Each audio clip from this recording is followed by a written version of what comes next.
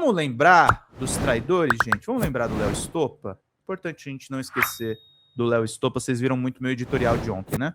Conservadorismo maior. E o que a igreja faz? A igreja aproveita esses detalhes para dizer que tudo isso está acontecendo, que as pessoas saíram dos moldes da igreja. Então as gerações novas olham para o fracasso dessas gerações e pensam, eu não quero repetir esse fracasso. Como que eu vou fazer para não repetir esse fracasso? Eu vou para a igreja. Então a tendência natural é que as igrejas tomem mais poder e, claro...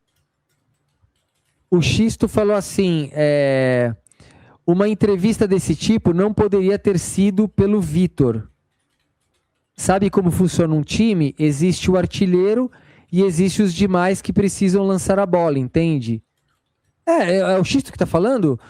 Xisto, eu não faria esse tipo de entrevista aqui, porque eu já entrevistei ele lá no começo, né?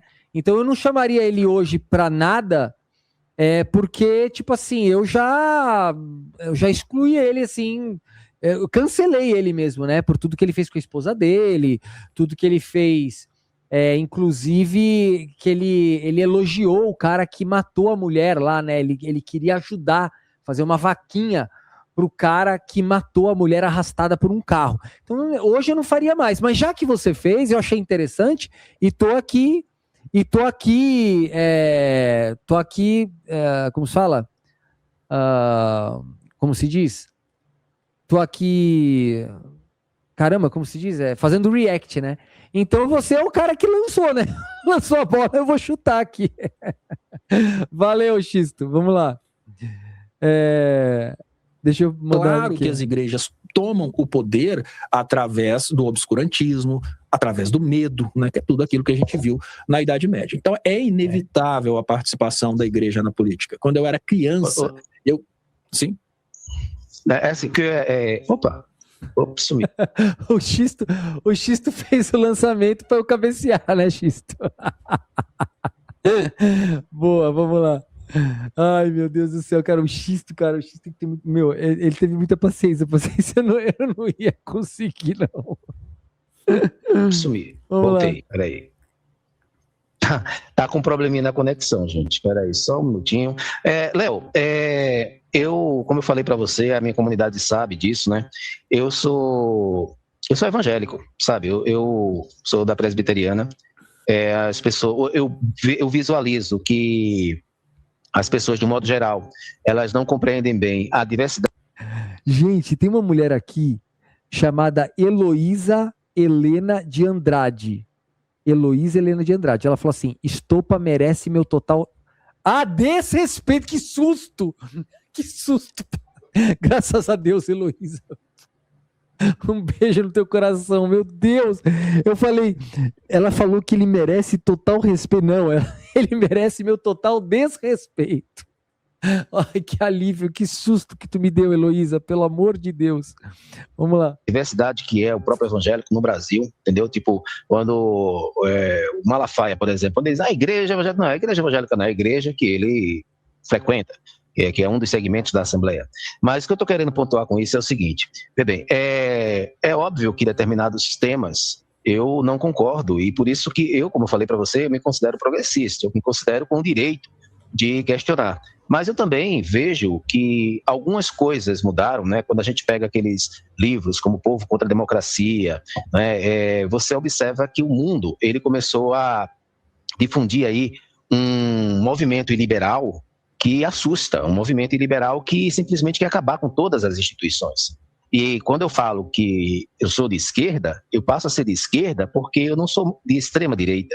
Eu acho que tudo que está além da extrema-direita virou esquerda. Tanto é que o Alckmin, quem diria que o Alckmin seria candidato junto com o Lula, entendeu? Tudo que está, portanto, fora desse padrão virou esquerda. Mas aí não significa que a pessoa se enquadra a todas as pautas, porque isso até mesmo me dá o direito de questionar. Qual é o ponto que eu estou querendo chegar? Em várias lives eu vi você mencionando, por exemplo, uma admiração que você tem pela pessoa do Lula, até mesmo pela sensibilidade dele, que no momento mais difícil ele se preocupou com você, etc. Então, é um ser humano sensível, de fato, eu acredito, eu não tenho ressalvo em dizer que talvez seja um dos maiores políticos que nós temos na atualidade, uma pessoa que onde você chega, basta 30 segundos, ele consegue te envolver, é uma pessoa admirável nesse sentido. Então, só que temas que eu compartilho contigo, a minha preocupação, esses temas não são debatidos no executivo, são debatidos no legislativo, entendeu? Então, eu queria saber assim, porque quando faz essa questão da política e da religião... Ó, o Léo Stoppa tá precisando de sangue, gente. Ele tá ficando pálido, né? Não eram os vampiros que ficavam muito tempo sem sangue e ia perdendo a cor? O Léo Stoppa tava perdendo a cor aqui, ó. Ele tava precisando lá, não é? Eu vi no filme lá, não tinha um filme lá? Acho que era o... Como que era o nome do filme? Que eles iam ficando meio sem cor assim, aí ia lá pegar um pouco de sangue para tomar? Eu vejo que é uma coisa bem um pouquinho mais complexa ainda, tá? A começar pelo próprio enquadramento. Eu, por exemplo, não me considero o mesmo evangélico que o Malafaia se apresenta, e ele é pastor. Eu não me considero, porque um pastor que toda a fala dele é usando palavrão, xingando, etc., eu não vejo ele representando. Eu tenho essa convicção, entendeu?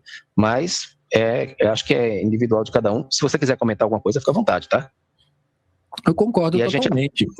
O que eu vejo, uma coisa que eu percebi, né?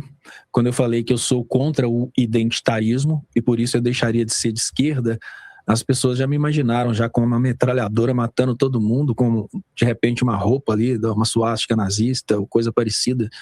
E as pessoas não tiveram nem a curiosidade de entender o que eu estava querendo dizer no que diz respeito a essa luta contra o identitarismo. Isso aconteceu logo após.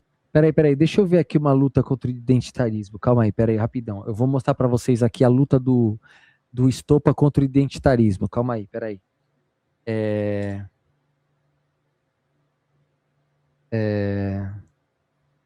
Calma aí. Vamos lá. Deixa eu ver aqui, ó. Vamos ver aqui.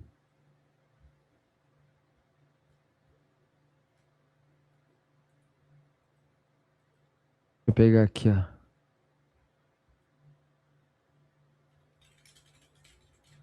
Onde tá? Calma aí que eu já acho aqui, vamos lá.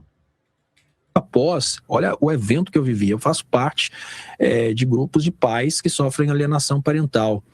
Quando a Maria do Rosário e a Sâmia Bonfim ficaram pulando na Câmara dos Deputados, comemorando que elas passaram na CCJ a revogação da lei de alienação parental, que é a lei que garante que as crianças possam crescer com pais e mães no caso de uma separação, eu entrei em desespero. Foram 2 vezes que eu entrei em desespero. A primeira foi quando a Maria do Rosário defendeu isso, exatamente quando eu estava sofrendo alienação parental. Agora, depois de 1 ano e 3 meses sem ver minha filha, eu vi pessoas no grupo de pais. Gente, ele continua mentindo que ele não viu a filha dele por ali. Ele não vai parar, o Panchorra. Ele não vai parar. Alienação parental, ele continua mentindo. Alienados falando, olha, para mim acabou, minha vida acabou, eu prefiro dar fim na minha vida. E vi pessoas desesperadas e falei, eu não posso continuar defendendo um grupo que por questões de papavotos, que para mim é papavoto, eu não acredito que elas acreditem que é vantagem revogar uma lei dessa. Eu não posso continuar apoiando um grupo que é contra o direito das crianças terem contato com pais, com os 2 pais, né, com o pai e a mãe, porque se a criança... Mano, ele continua mentindo nesse assunto. Olha lá. Aqui, ó. Vamos lembrar disso aqui só, tá? Que isso aqui, pra mim, foi o ápice dele, né? Aqui, ó. Cadê? Aqui, ó. Pensando aqui com um amigo meu aqui sobre a questão daquele camarada lá, daquele irmão lá que arrastou a mulher lá em São Paulo, lá uns, 1 quilômetro lá.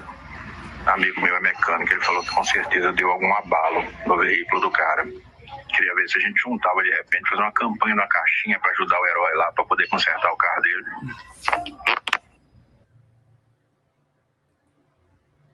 Tá aí, né, gente? Se a guarda é do pai, o pai pode fazer alienação parental. Se a guarda é da mãe, a mãe pode fazer alienação parental. Então eu pensei, eu não posso continuar com um grupo desse. E o que aconteceu... Gente, ele continua acusando a ex-mulher de alienação parental. É isso mesmo? É isso que eu estou escutando. Ele continua com o mesmo papo de alienação parental. É que realmente, né, no primeiro momento, eu senti uma necessidade muito grande de continuar fazendo esse trabalho na internet, Mas quando veio a questão do Lulinha, e eu vou deixar de uma forma muito clara aqui, tá, professor Xisto? Não acredito nas acusações contra o Lulinha. Eu acho que é tudo acusação eleitoreira. Aí eu pensei, eu não quero participar dessa palhaçada. Eu não quero participar da destruição da reputação de uma pessoa por fins políticos. Porque até que provem o contrário, para mim ele é inocente.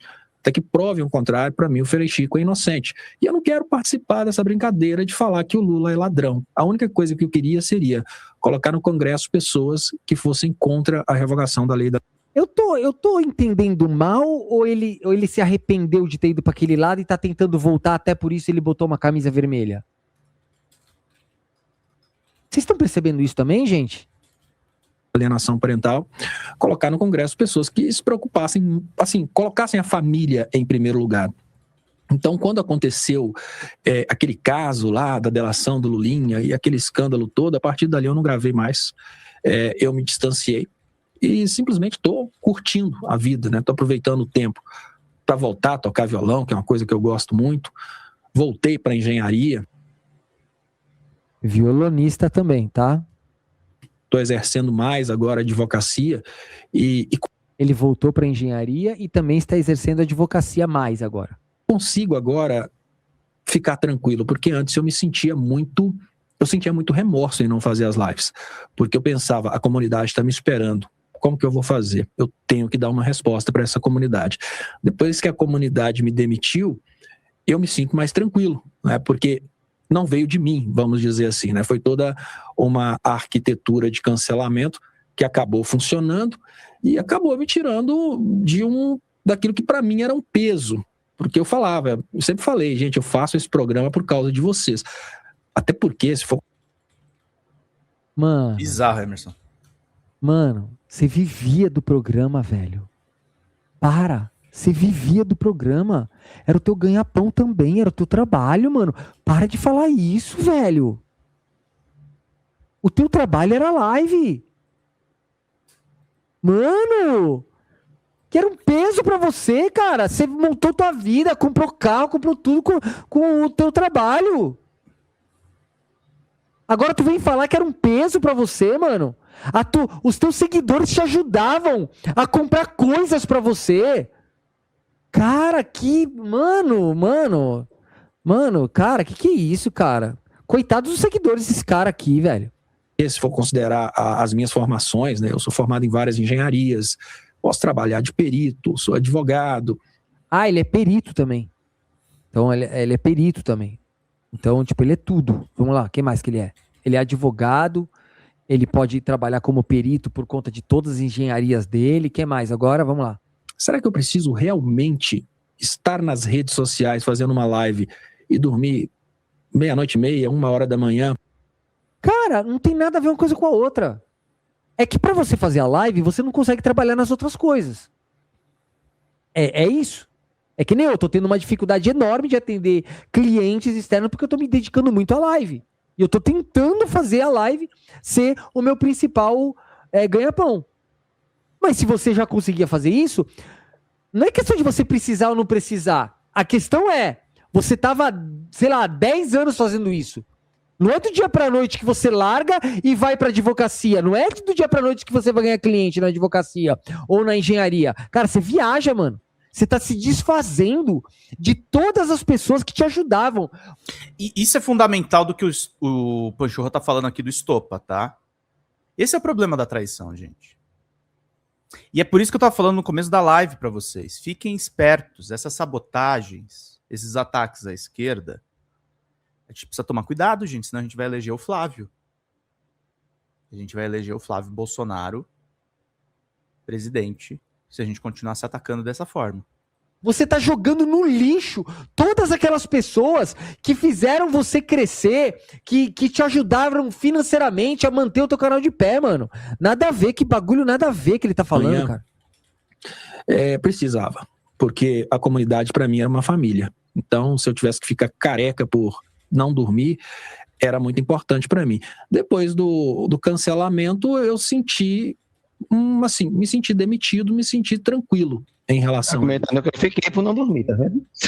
A gente fica careca por não dormir, com certeza. Léo, são já 1h22 de live, passou muito rápido. Eu queria só um último ponto, Léo, e antecipo. Bom, o último ponto primeiro é porque, vê bem, eu recebi aqui, você conhece o Bertolino, né? O jornalista? Ricardo Bertolino? Não. Ele vez ou outra, ele vai no 247 e tal. Mas, assim, a gente trabalhou aqui o tema justamente a esquerda está em crise, certo? Eu tenho trabalhado esse último tópico porque eu, revendo as literaturas, eu estou entendendo que a esquerda ela está num momento de renovação na sua meta, vamos assim dizer, no seu perfil. Então, na academia nós trabalhamos, quando trabalho uma tese sobre questão de uma situação, essa situação ela pode ser teórica, tipo assim, nós não mais pautamos ou não mais discutimos os conceitos, os paradigmas, etc. Ela pode ser prática, quer dizer, a gente não tem a capacidade ou não está tendo a habilidade de poder montar uma estratégia e executá-la, ou ela pode ser técnica, ou seja, a gente tem a ausência do domínio do uso dos recursos que o próprio capital oferece. Para quem quer acompanhar esse raciocínio, tem um livro, né, para uma outra globalização, mas tem um livro também de um geógrafo chamado Milton Santos, que é uma das referências na área da geografia e em outras áreas também, e que ele fala justamente que no dia em que a esquerda, que ele vai falar sobre isso, no dia que os da esquerda, né, começarem a se utilizar dos recursos que o próprio capital oferece, o mundo vai sofrer essa inversão, né, inclusive essa ideia de inversão das propostas agora. Então, qual o contexto que eu estou querendo dizer assim? Com base nessas três cosmovisões, nessas três perspectivas, você acha que, se você fosse enquadrar a esquerda atualmente, a crise seria mais teórica, falta de uma revisão, de uma capacitação, paradigmas, a crise seria prática, a falta de condição do agir político no mundo das redes, ou a crise seria técnica, a necessidade de uma capacitação técnica realmente para se utilizar de uma inteligência artificial, se utilizar dos recursos que a internet e o mundo virtual oferece hoje. Qual das três você acha que é o mais problemático para a esquerda? Eu só acho que o Léo, com todo respeito, Xisto, o Léo não é a pessoa mais indicada para falar de inteligência técnica. Porque eu vou falar pra tu, cara. Que merda. Mano, o cara tem 500 formação, é advogado, e no final, o que ele é? Ele é um youtuber cancelado, mano. Cancelado porque o cara simplesmente tava perseguindo a ex-esposa, filha, mentiu pra cacete, e depois disse que mudou de lado da esquerda pra direita por causa de alienação parental, mano. Cara, olha, eu vou falar pra tu, velho. Ele não é o cara mais indicado pra tu falar de inteligência técnica e sei lá o que, mano. Eu não sei o que ele vai responder aí. Eu acho que não é uma boa referência. Olha, eu acho que o mais problemático para a esquerda, eu diria que é o fanatismo. Teve uma pesquisa que demonstrou o que é a diferença dentro do... Cara, fanatismo do quê? De quem? Quem é fanático na esquerda, mano? Quem é fanático? Quem é que vai lá fazer alguma coisa absurda pelo Lula? Ninguém faz, cara. Ninguém é louco de fazer as coisas. O que fazem pelo Bolsonaro, ninguém faz pelo Lula. Só que todo mundo respeita o Lula porque ele entrega. E qual é o fanatismo, mano, da esquerda, velho? Não tem. Dentro do Brasil, entre a esquerda e a direita. A direita tem vários vetores ideológicos e intelectuais, ou seja, a direita tem direita religiosa, tem a direita liberal, tem a direita conservadora. Dentro da esquerda existe hoje uma ideia de submissão incontestável a todos os princípios da esquerda, a ponto de que Cara, não tem nada disso, mano. Não tem nada disso, mano. De onde tá tirando isso aí? Testar o identitarismo é suficiente para levar ao cancelamento. Então, eu acho que o grande problema dentro da esquerda hoje é a ausência da possibilidade de pessoas terem ideias diferentes. Cara, tu tá falando uma bosta, eu tô falando de um bonde. O próprio PT tem divergência lá dentro, mano. Porque é mais democracia que o PT, que eles brigam internamente lá. Eles fazem debates. Tem uma ala que defende tal coisa, outra. Tem ala dentro do PT que é contra o Lula. E o Lula não saiu do PT. Cara, mano, absurdamente nada sem nexo. Julgar o problema da esquerda, por exemplo, como sendo um problema técnico, seria considerar a esquerda ignorante. Seria dizer que a esquerda não conseguiria aprender a utilizar, né, os equipamentos que estão à disposição.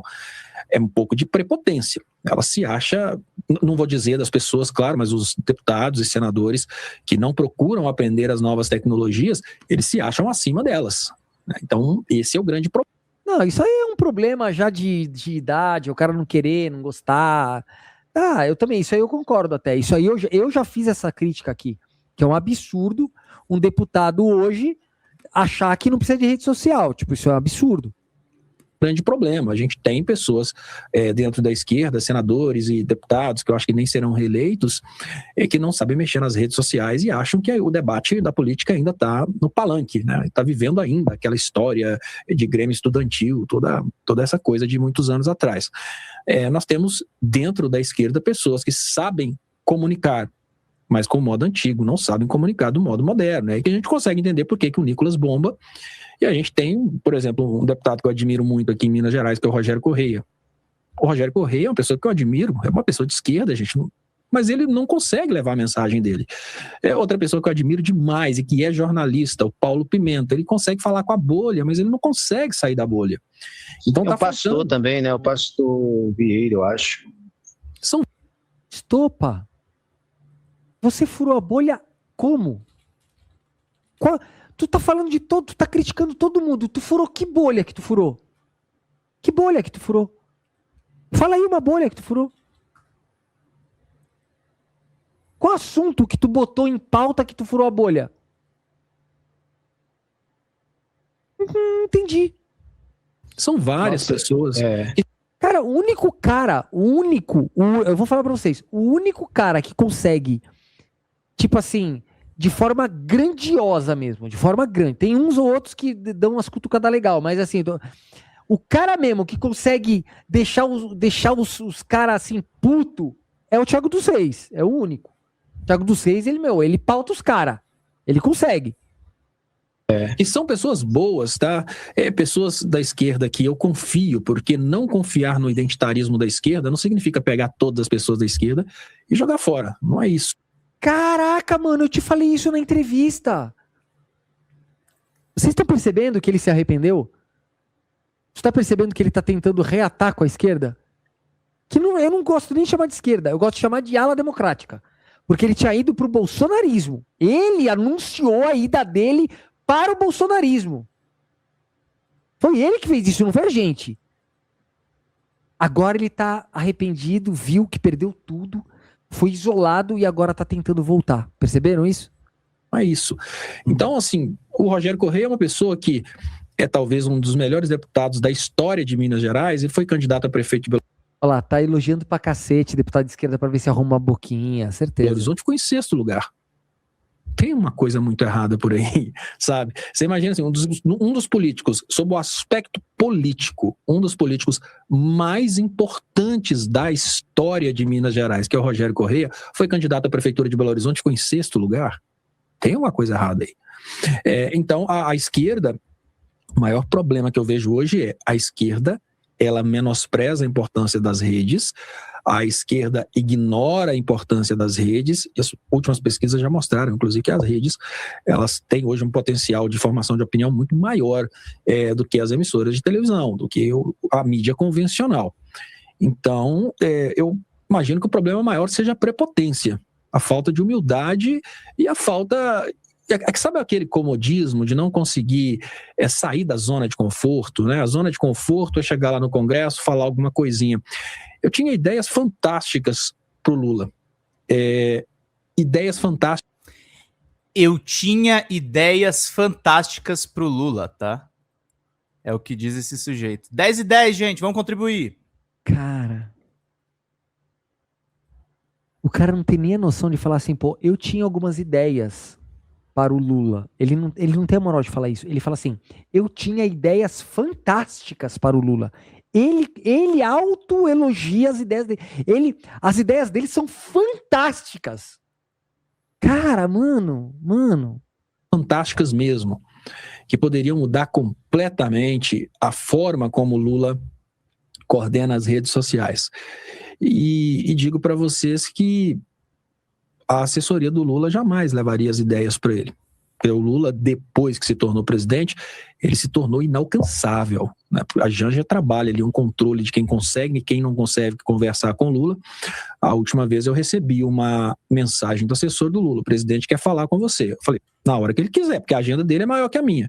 A partir daí não teve mais nenhum retorno. E eu tinha muito.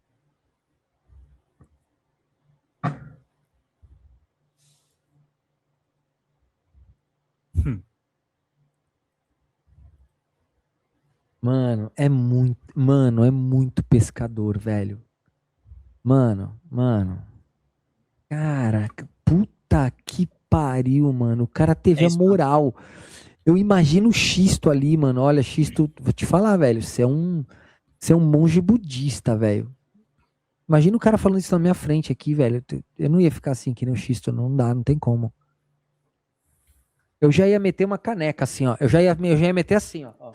Gente, estamos precisando muito da contribuição de vocês. Não esqueçam dos superchats, dos Pix. Lembrando que membros do canal ganham um curso de jornalismo. São 11 aulas aqui com a gente. Contribuam, a gente precisa muito da ajuda de vocês.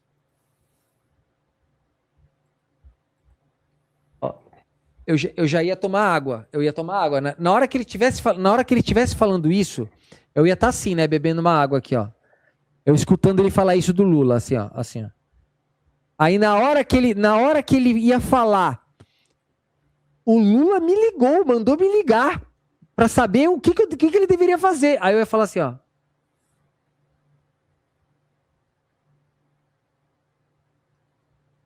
Mano, não tem como, velho. Porra, velho.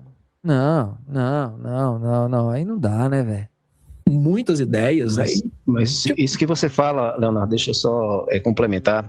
Em um dos vídeos, o Tiago dos Reis estava fazendo uma atividade lá na China. Em um dos vídeos, ele critica justamente isso, né? Porque ele entra em contato com a Glaze, o Lula estava lá na Coreia, e a ideia do Tiago era ter uma conversa com o Lula, e a Glaze disse, olha, vamos tentar o contato, ele falou da agenda e tal, mas quando chegou na assessoria, ele disse que, se você quiser vir e tentar a sorte, tipo assim, a pessoa viajar de um país para o outro para tentar a sorte é complicado, né? E a gente está falando, nesse caso aí do Tiago dos Reis, como eu estou destacando o Tiago dos Reis, porque na minha avaliação, hoje, né, ele é um dos principais difusores, divulgadores de questionamentos, etc. Então, eu tenho uma grande consideração pelo trabalho que ele faz, embora ele não me respondeu, você me respondeu, ele nunca me respondeu, mas tudo bem. Cara, mas... Dos principais difusores, divulgadores. Voltamos?